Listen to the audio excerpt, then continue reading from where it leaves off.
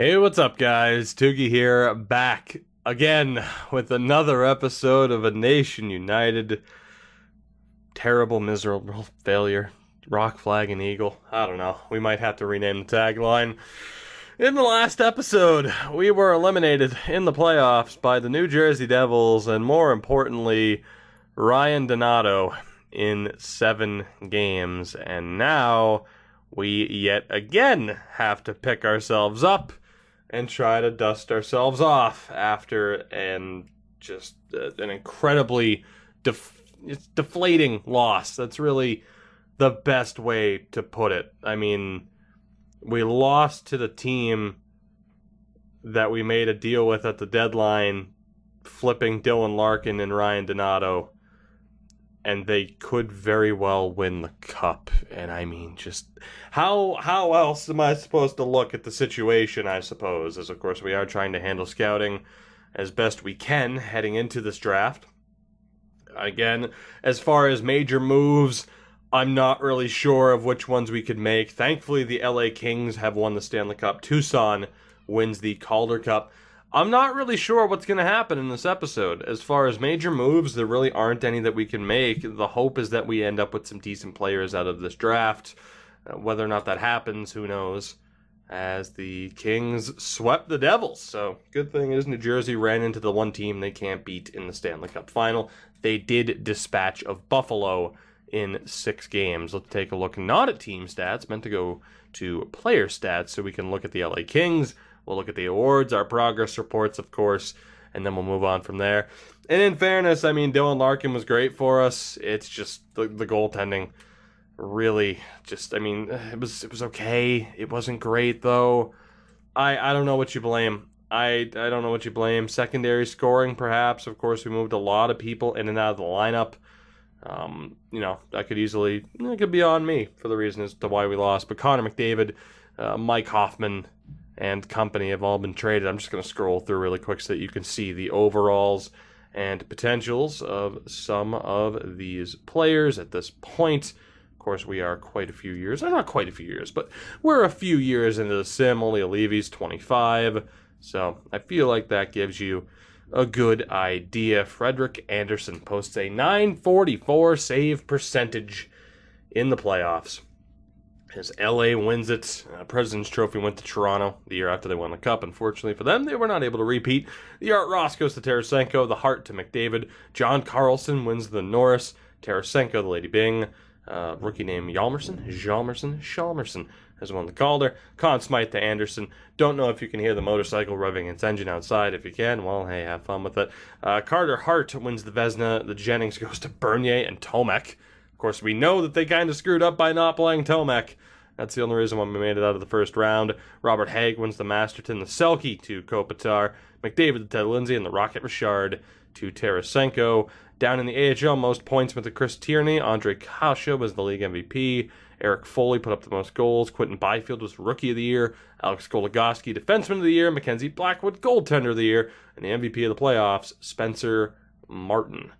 So there you go. Those are the awards. The last thing we have to do, of course, to wrap up a season is to look at our progress reports. And, of course, we made some moves. We acquired some prospects. I'm intrigued here. I am, of course, only going to pay attention to the greens for the most part, but obviously someone like Middlestad's playing above his actual overall. Zach Werenski actually improved. He's up to an 89. Jack Hughes is up to an 88, which is tremendous. 1 point improvement for Casey Fitzgerald. Is that going to be it for the main roster? It is. What about down in the AHL? 2 points for Brent Timmins. He'll more than likely be our backup next year. 1 point for Arthur Kaliev, now at 21 years old. 3 point improvement for Rodney Parks. 2 points for Stuart Yandel. Anybody else? 4 points for Wade Pellick. 3 points for Colton Gibson. 7 point improvement for Cody Pitt. Not bad from the low elite defenseman. 5 point improvement for Sean Auld. Also pretty good. 3 points for Tommy Murphy. 5 points for Murray Altschuler. The 1 for Grant Olson, the medium elite. I'm a little bit worried about that now for obvious reasons. But overall, some very good improvement from quite a few players. So that's promising.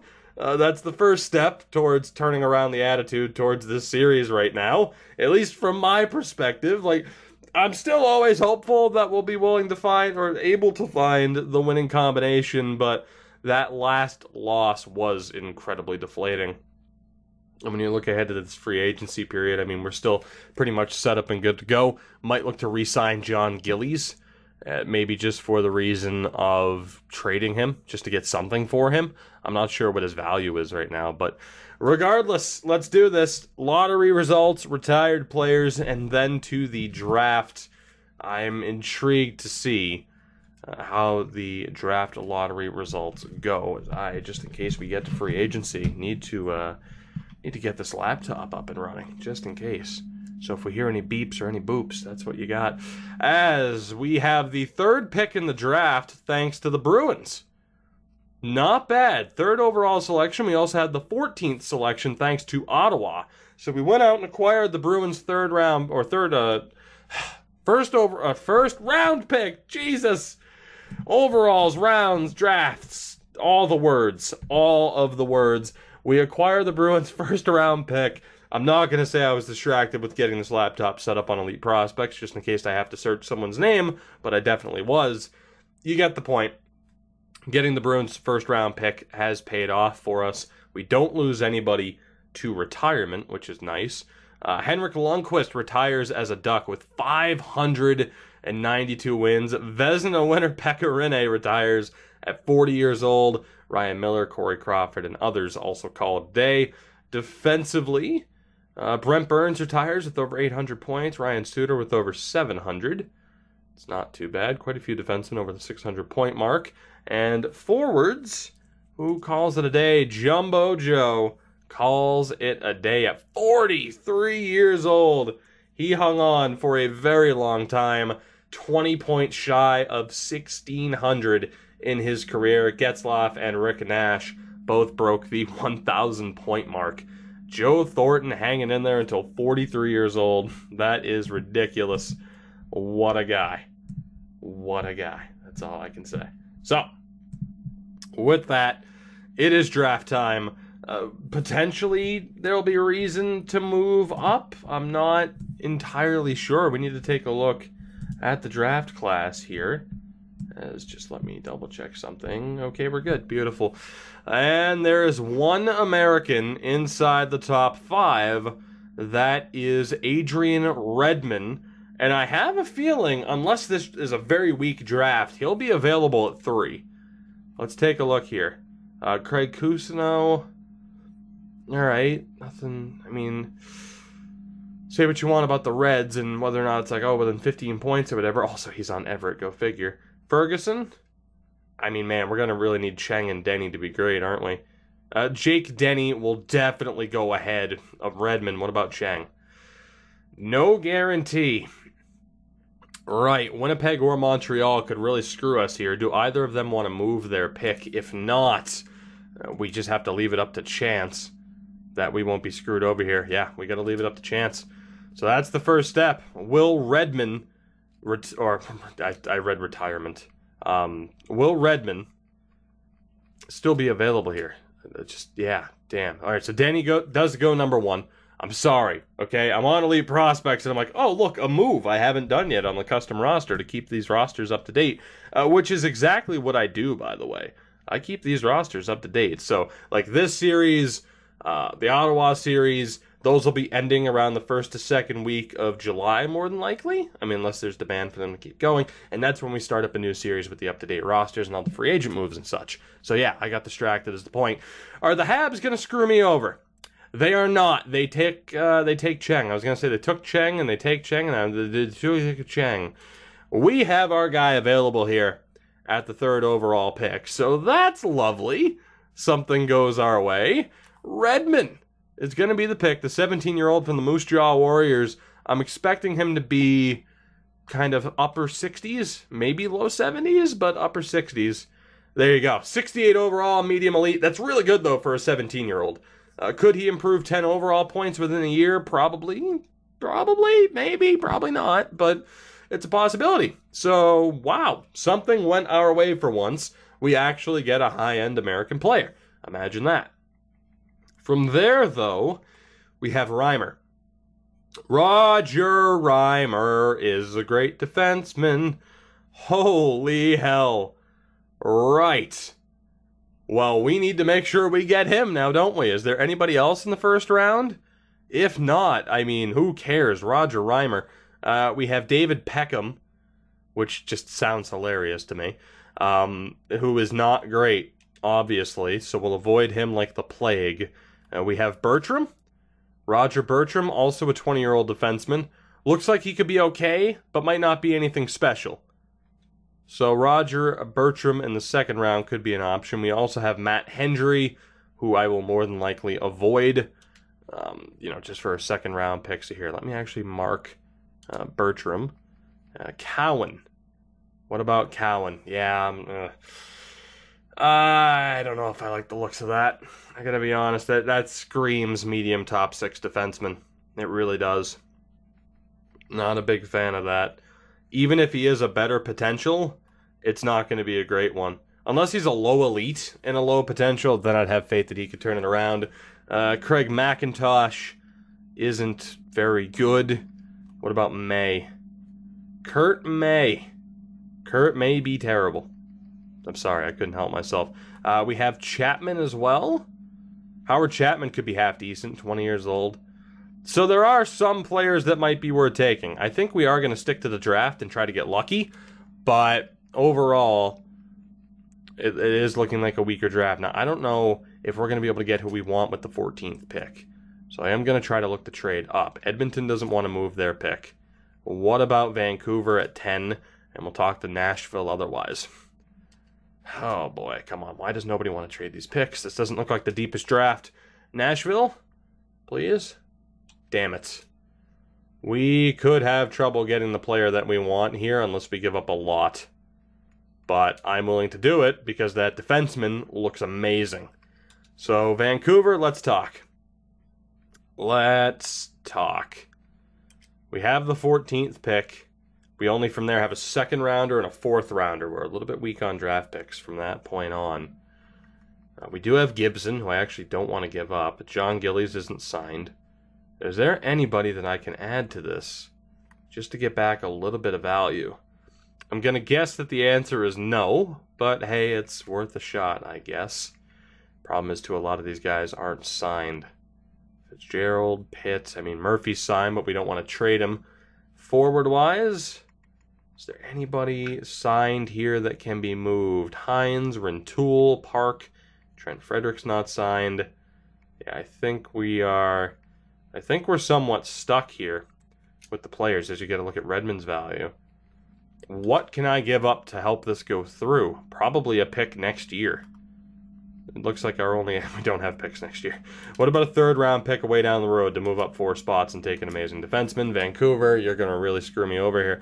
There's a decent chance we don't end up with this player if I can't work out a deal here. What about a second round pick from Boston? We need to trade up because his value is going to be worth a hell of a lot more than this selection. It was a lot to give up, but I'm confident with it because unless there's, barring a miracle, he's going to be worth giving up that much for. So Cousineau goes 4th. Ferguson goes 5th, so you can really see the drop-off. De Silva at 6. Trevelyan at 7. Gruwall at 8. Muzzin at 9. I feel good about this. I do. I feel good about this. I wanted to make sure that we end up with them. It's got to be Reimer. And we'll double check to see if it's worth trading up from there. But Roger Reimer looks incredible. Let's find out. Roger, how good are you? Oh, he's the medium elite too. Yes. Oh my God, did we need that? Roger, oh my God, man. My draft luck in the past few days has been incredible. We get the best player in the draft, arguably. Now, Denny, I imagine, is younger. He is. Denny's probably the best player in this draft. He's a point weaker than Reimer, but he's also 3 years younger. So that would explain why. He's 20 years old, but still the most NHL-ready player, which of course he is compared to the 17-year-olds. We get him with the 10th pick. Tell me that wasn't worth trading up for using a first and a second. Roger frickin' Reimer. what an addition to this team. We get 2 elite players out of this draft. Look at the values of both of them. That is incredible.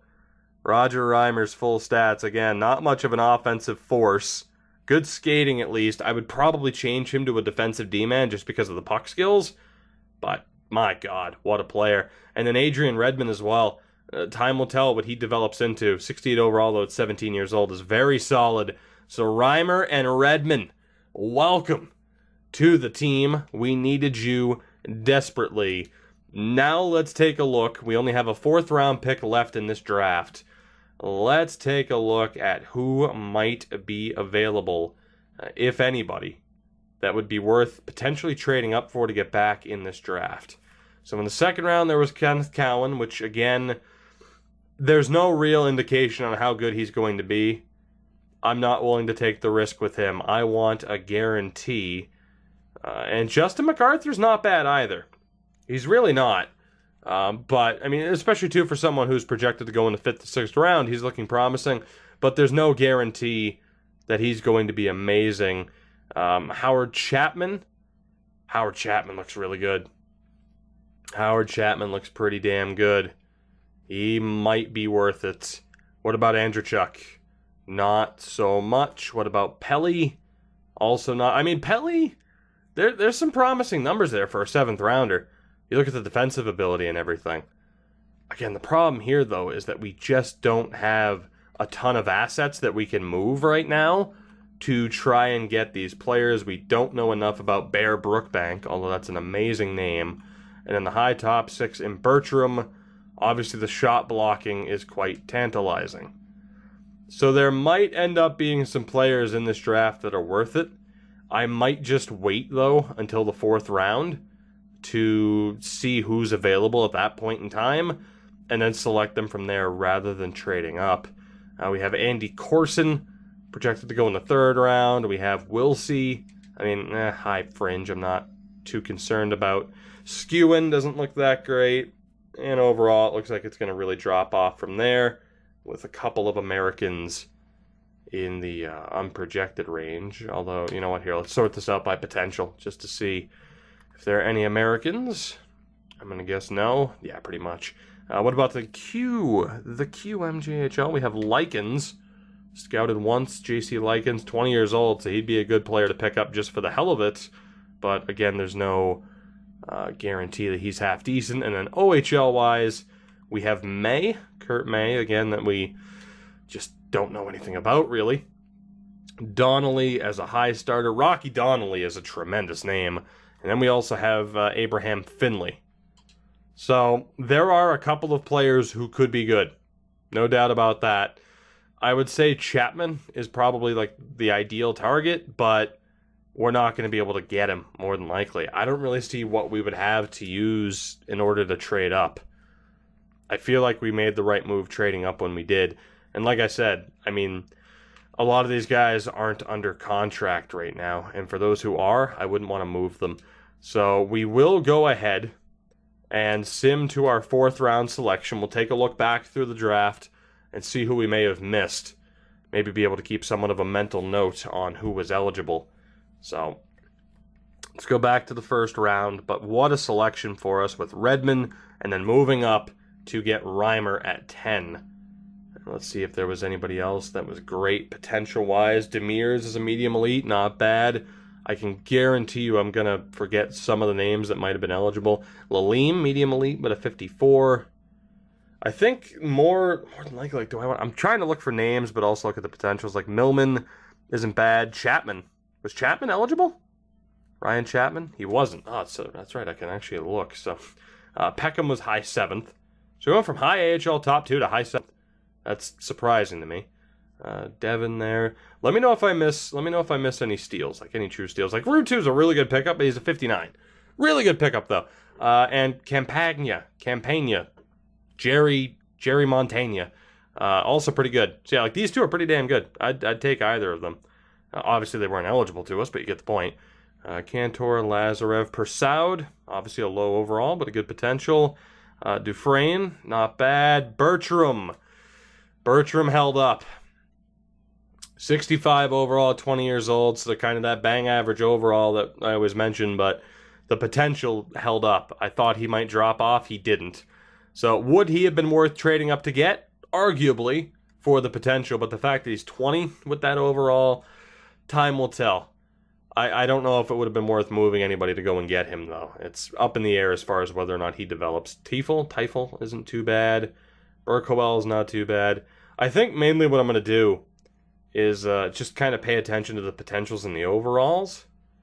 And if anyone kind of jumps off the page, if I notice some of the names of someone who might have been available, then fine. And Kenneth Cowan also ended up having a half-decent potential, 18 years old, 52 overall. So were either of those guys worth trading up for? Potentially. Gleboff's a really good pick, as is Brookbank, as is Chapman. Jesus, was Chapman eligible? Howard Chapman was eligible. Wow. So, yeah, I mean, 20 years old. He's a very nice 69 overall. A couple of really good Americans in the second round, but no, mid to high 70s type of deal there that would have made it. I mean, that's with hindsight, right? That's with hindsight. But in fairness, all three could have potentially been worth moving up for. So, I don't know. That's a tough call. We are on the clock here. I know I'm going to have to call that timeout in a second. Corson at low elite. Overall, I mean, I feel like we made the right move holding on and not, wagering too much of our future. Let me call the timeout now and just scroll back through the fourth round. So no real steals from there. Obviously, I'm extremely happy with who we've ended up with in this draft. I mean, two amazing players in a series where we have been struggling to find high-end American talent coming out of the draft. The only question now is, who the hell do we take? Especially with my main player that I was looking at off the board. We could go for Justin MacArthur, although overall-wise it's not going to be great, but if the potential holds up, then cool, but knowing my luck, he won't. McNeely, we never scouted once. Oh, no, no league interest, I'm sorry. We scouted him 6 times. Callahan. Again, as a grinder, I have a feeling he's going to have a half-decent potential. And then Pelly. It might be worth going for Pelly, I think. Maybe trade down, get some picks back for next year just for negotiating purposes, and go for Pelly. I think that's what I'm going to do. So let me trade back into towards the end of the 6th round. Let's go with Arizona. And we'll just trade down. We'll get some assets that we might be able to make moves with if we have to for next season. And yeah, we'll be good to go. I'm not sure how much we'll be able to get back. Maybe a 5th and a 7th along with it. That's probably a bit too much. How about just the 5th? There we go. All right, I'll take that. So we move down, but we also pick up a 5th round pick for next year. Well, like I said, that gives us a little bit more negotiating room. And I do want to check back through. Let's go to that 4th round and see who we passed up on and if anyone really developed into an amazing player. At least that was eligible to us. Geet wasn't eligible, but he's half decent. Anybody else? Mainly in terms of these potentials, it's not really looking like it. I'm waiting for the one medium elite or medium top 4 out of nowhere, right? I'm waiting for it, but I'm not seeing it. I'm sure I already passed the guy that was eligible for us to take, which is fine by me, because that means he didn't have that great of a potential. So, overall, Smits at low elite. And I think that's pretty much it. Another low elite and a Finneganoff. Lewis, 72 overall low elite. Damn. A.J. Lewis, the Canadian. That's a really good pickup for Minnesota. Low elite and Holmstrom. And that brings us to our selection. And we will see just how good Pelly is. Russell Pelly, 19 years old. The defensive awareness is low, but the rest of the defensive category is looking promising. The skating is okay. If he's medium top 6, that would be amazing. Let's take a look at Pelly. Medium top 9, 65 overall. All right, well, overall, I'm not too upset about that. I mean, he's someone who will probably never really have a future on this team, but for the most part, what a draft for us with the 3rd and 10th overall selection. Some very good additions to this team. I think from this point, We will still hit up the re-sign phase. Maybe even the rest of the offseason. I don't know. I'm very happy with those 2 picks, though. And it might leave room for us to make certain moves that we weren't exactly expecting. And who knows what the free agent list is going to look like. Goaltending. So we have how much cap space? Only the $4 million. Right. So I'm going to ditch Petrozelli for the moment. And we're going to sign Gibson.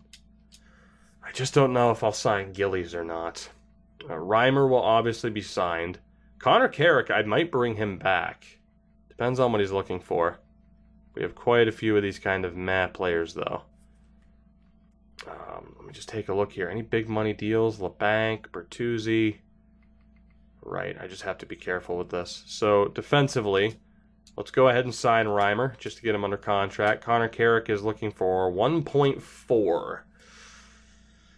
Right, I might let him go for the moment. You know what? I think I will. He was a strong option. Well, then again, he might be looking for more off the free agent list. But, 2, 3, 4, 5. It's just, Fitzgerald wasn't that great. But I know I gave up a lot for Grzelcyk. I'm still going to let him go. You can criticize me rightfully for that move. I'm going to let go of Sealer. I'm going to let go of Lindgren. Let's bring back Samuelson and Benton Moss. As long as both are looking for fair deals, which they are. We'll bring back Wild, who might be worth trading sometime soon if he has any sort of value. And we'll also sign Murphy. So that works out. I'll keep Carrick there for the moment. Kevin LeBanc, 2.5. I'm not really feeling that. We do need to bring back Rintoul. So let's sign him up. Bertuzzi. I do want to sign him to a good deal. He wants to come back as well. Maybe just drop that down to 1.2. Ernie and Woods, we'll see. And then at center, nobody of the utmost importance. So let's go ahead and sim through day 1. I want to hear the answers back from the contract offers that we sent out. And then we'll see if there's anything we can do for some of these other players. So let's advance day and see what we can do. Benton Moss, Samuelson, Rintoul, Bertuzzi looks to be the only one that rejected. So that's good at the very least. Let's see what we can do here. As far as any of these other guys, we still have plenty of cap space. How much is John Gillies looking for? Not much. I'm willing to offer him that. He doesn't want to re-sign, so I'm sure it'll take more. Connor Carrick, we'll offer him a deal as well. Let's go 1 year at 1.5, just as an option in case nobody progresses. Right wing, again, I think Kevin LeBanc's going to have to go. I do want to make sure that we get Bertuzzi back. I'll offer him what he's looking for. Ernie, Miles Wood, and the rest will have to wait for a moment. They are lower on the priority list. Now, I got to admit, the one thing I'm intrigued by is the free agent list, because we don't have a ton of money, obviously.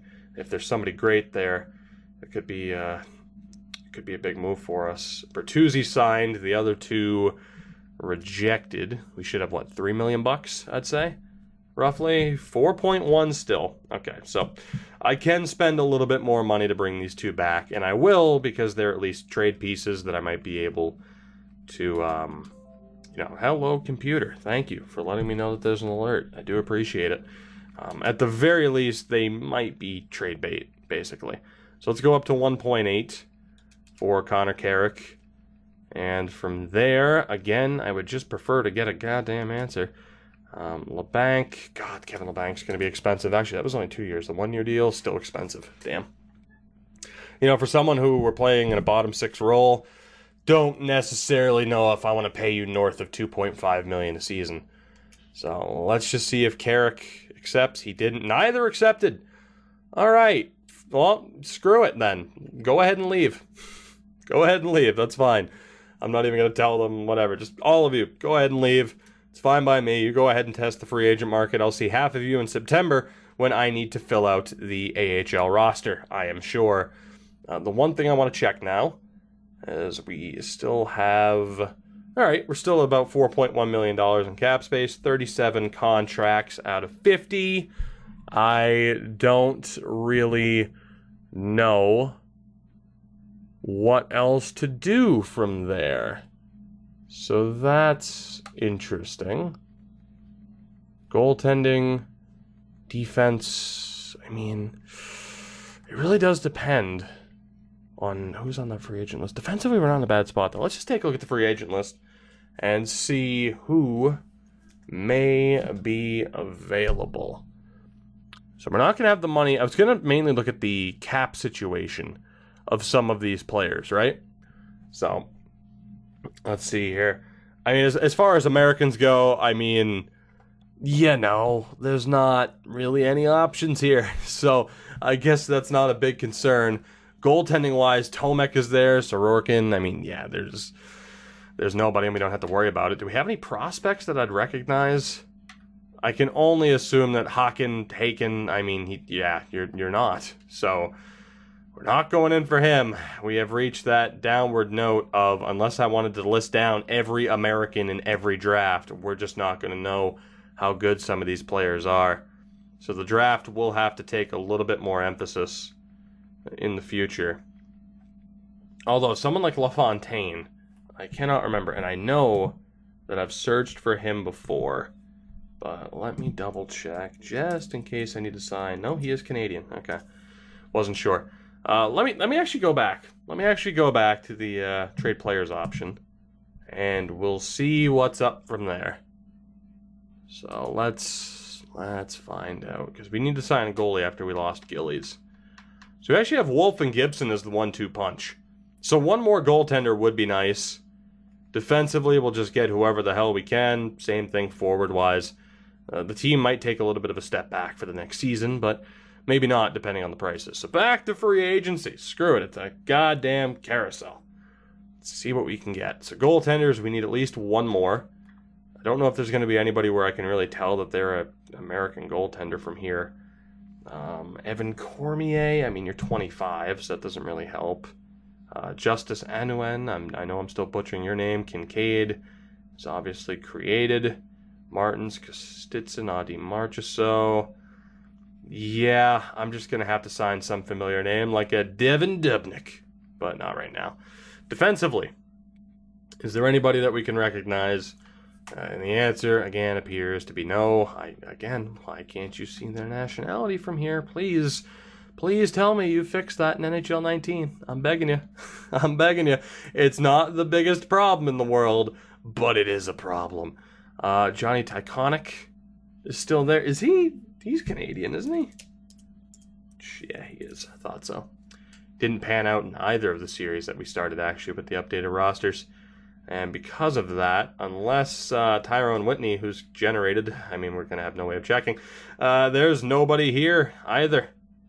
That's unfortunate, unless we wanted to bring in some of the medium top six, which might just be worth it for the sake of, bumping up how good of a team we actually have.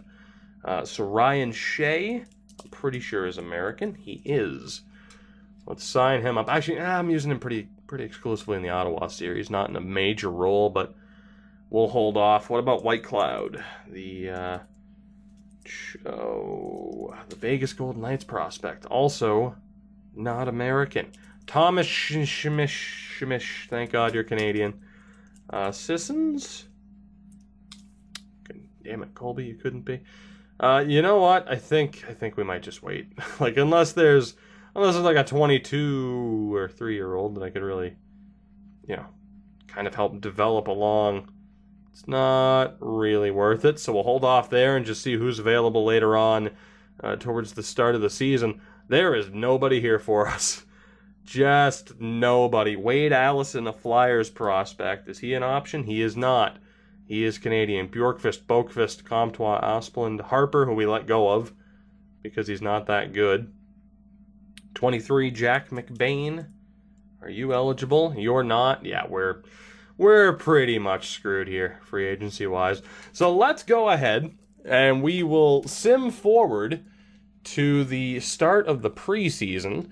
We'll just take a look at what our roster's shaping up to be, and then we'll do what we always do pretty much in terms of re-signing some extra free agent depth, basically, for whoever's available. It's not going to be a major, it's not going to be a major issue, I'd say.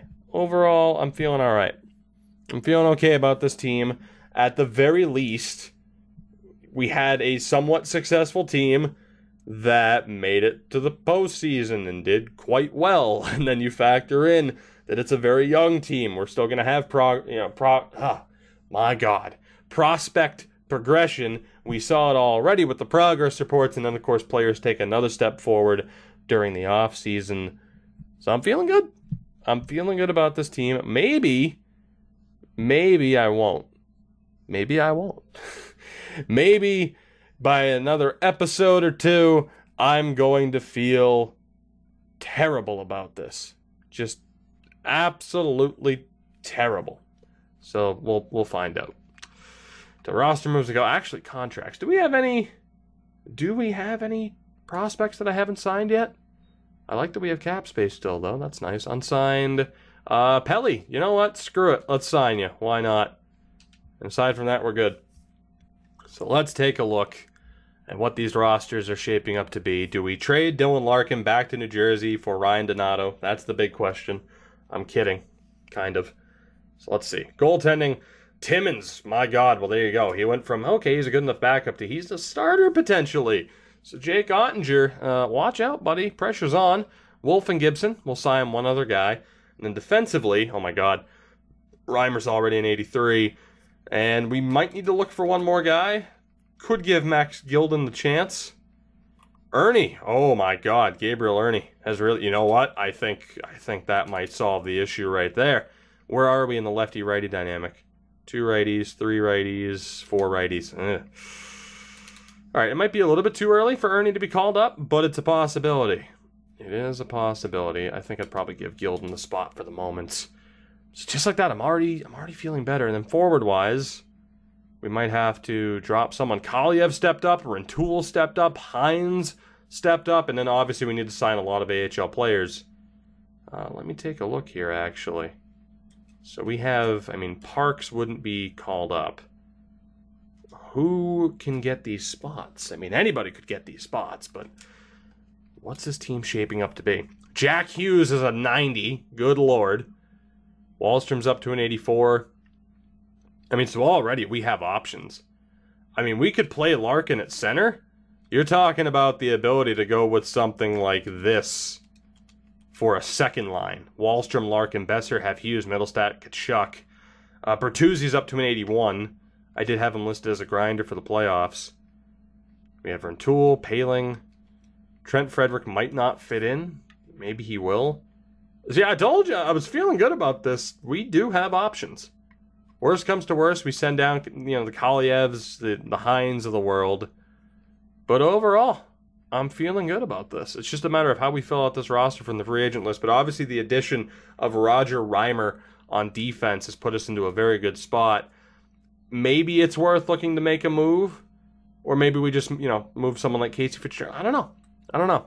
So what I am going to do is, because we don't have the full kind of scale of, what this team is looking like at the moment, I'm going to stop the episode here. I'm going to go through, fill out the AHL roster. Basically, I'm going to optimize this team, set it up in the way that I feel like is best, and in the next episode, we'll continue on, because that's incredibly boring to do, having to sit there and look up, are you American, are you American, are you American? So I'll just do that off screen, but for now, we are good to go. So the obvious highlight of this episode is that draft, and a great pick for us at both 3rd and 10th overall. I'm feeling good about this. I didn't think I would be. I thought the draft was going to be terrible. I thought we'd get nobody in free agency, which actually turned out to be the case. So that's nice. Overall, yet again, the trap has been set. I am just crushed by a postseason defeat, but then the game decides, hey, let's just lure him back in. And I'm sure once we get to the playoffs, this game will break my heart again. But for now, there's optimism. And for now, that'll do it for this one. You know what you can do to support the video and the channel. All good YouTubers tell you to do it, and all bad YouTubers tell you to do it. Leave a like, comment, subscribe, notification bell, stuff Twitter and Twitch in the description. All the small things and stuff. Yeah. I don't know how to end this episode. All I know is the dog's going crazy and she wants to go outside, and I'm just like, yeah, fuck it, let's end the episode instead of making a jump cut. So thank you very much for watching. I love you all, and I'll see you next time.